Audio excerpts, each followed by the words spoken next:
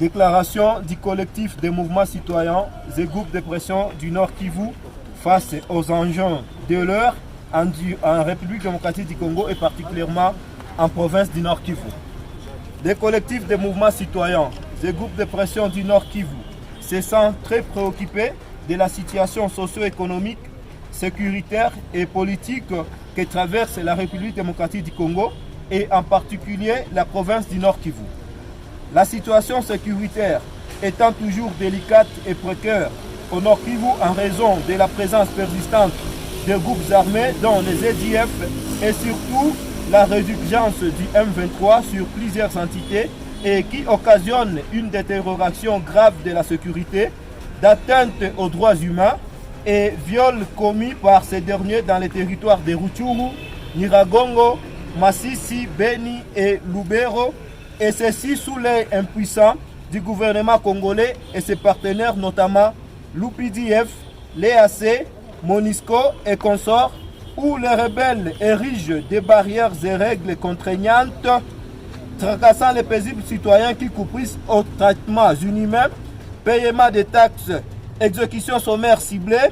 Ceci nous revient de dire que les décisions prises dans le cadre de Luanda et Nairobi restent fallacieuses, d'autant plus que les parties prenantes n'ont si honoré leurs engagements contre toute entente et contrairement aux résolutions de Nairobi, Luanda, Bujumbura et Addis Abeba, d'où est venue la résolution compromis et avec qui, jugeant de ramener au cantonnement les rebelles du M23 dans la province du Maniema. Ceci nous revient de croire que l'État congolais aurait donné encore d'autres garanties au M23 comme cela s'était fait en 2008 et 2013, ou soit une négociation indirecte facilitée par les États membres de l'EAC, et d'ailleurs la surmilitarisation de la province du Nord Kivu par les troupes étrangères et le non-accès à nos armées, forces armées de la République démocratique du Congo aux zones libérées fallacieusement par les M23, prouvent une balkanisation embellie et cantonner les rebelles du M23 au Maniema serait d'agrandir leur champ d'application dans les Grands Kivu. Nul n'ignore que l'état de siège a déjà prouvé ses limites en province. C'est inadmissible que les autorités militaires se sentent à l'aise de contrôler 30% de l'étendue de la province et laisser les groupes armés imposer un calvaire à nos compatriotes de Beni, Lubero, Rutshuru, Nyiragongo, Walikale et Masisi. Au-delà des zones rurales, les villes ne sont pas à l'abri pendant cette période de la mesure exceptionnelle, particulièrement dans la ville de Goma, où les taux de criminalité bat record. Des exécutions sont devenues une routine. Le phénomène 40 voleurs qui visitent chaque nuit des maisons en crépitant de balles est devenu une milice dans la ville et qui opère sans être inquiété plus de 3 heures durant, sans aucune intervention des militaires et policiers en patrouille, malgré les cris d'alarme de la population. Et au lendemain, aucune communication rassurante des autorités militaires à la population victime de leur absence et leur inefficacité de restaurer l'autorité de l'État dans la province, dans un pays des hommes normaux. Ces autorités devaient juste démissionner, d'autant plus qu'elles ont failli à leur mission et le retour aux acteurs civils serait urgent pour sauver les ridicules. Au-delà de l'état de siège et la guerre du M23 qui nous arrache nos chairs, le processus d'enrôlement biaisé nous a fait aussi des victimes à Goma, où le cas récent est notre frère Dieudonné Bagenda, abattu par un policier au centre d'inscription de l'Institut Biaï lors de la recherche d'une carte d'électeur.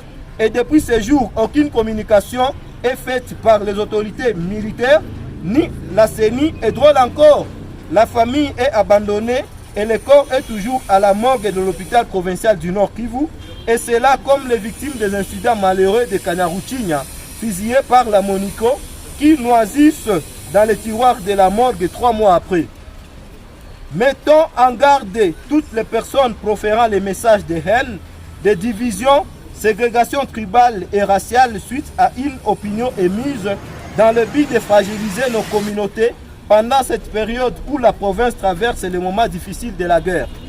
De ce fait, les collectifs de mouvements citoyens et groupes de pression du Nord Kivu exigent, primo, au gouvernement congolais de prendre les responsabilités régaliennes et de préciser la durée de la mission des troupes étrangères en République démocratique du Congo, Le cas contraire, on ne veut pas la mobilité de ces troupes étrangères sur le sol congolais, à l'occurrence l'EAC, la MONUSCO et l'UPDF dans l'opération Shujaa et consorts. Deuxièmement, l'arrestation de tous les acteurs des groupes armés comme ceux des forces régulières qui sont impliqués dans les crimes et violations graves des droits humains. Troisièmement, la levée urgente de l'état de siège qui handicape le processus de paix et développement au Nord Kivu. Quatrièmement, le déploiement de nos FARDC dans les zones fallacieusement libérées par les M23. Cinquièmement, prendre les mesures idoines pour parer la route à la circulation incontrôlée des armes et d'autres effets militaires. Sixièmement, le non-cantonnement des rebelles du M23 au Maniema, qui est un danger imminent que le gouvernement congolais ignore.